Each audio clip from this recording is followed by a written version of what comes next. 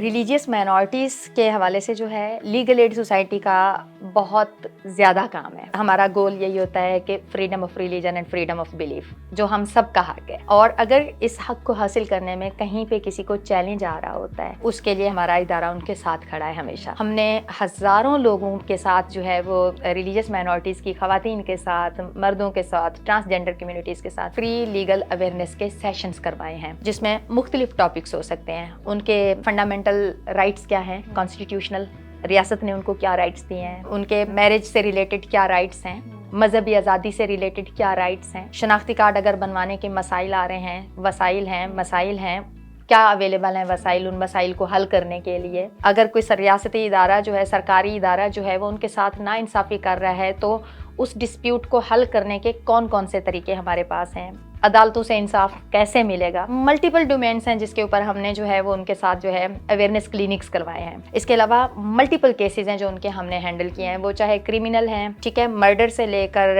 Child abuse سے لے کر فورسڈ کنورژن سے لے کر ملٹیپل نوعیت کے کیسز ہیں. شہید بے نظیر آباد سے ایک کیس ہمیں ریسیو ہوا, میاں بیوی تھے, معذور تھے دونوں, تو ان کا وہ شناختی کارڈ ہی نہیں بنا ہوا تھا, اس کے بغیر نہ ان کو بسپ سے کوئی امداد مل پا رہی تھی, نہ ان کو دوسرے ایک بیت المال وغیرہ سے. تو ہم نے ان کا جو ہے وہ اومبڈس پرسن کے تھرو, محتسب اعلیٰ کا جو دفتر ہوتا ہے, ہم نے ان کا کیس ریفر کیا. ان کا کیس جو ہے وہ سکسیسفلی ریزالو ہوا اور ان کو فائنینشیل کمپنسیشن ملی. آپ کا کوئی بھی مذہب ہے, مسلک ہے, کسی بھی فرقے سے آپ کا تعلق ہے, کسی بھی علاقے سے آپ کا تعلق ہے, شرط آپ پاکستانی ہیں, آپ ہمیں کال کریں.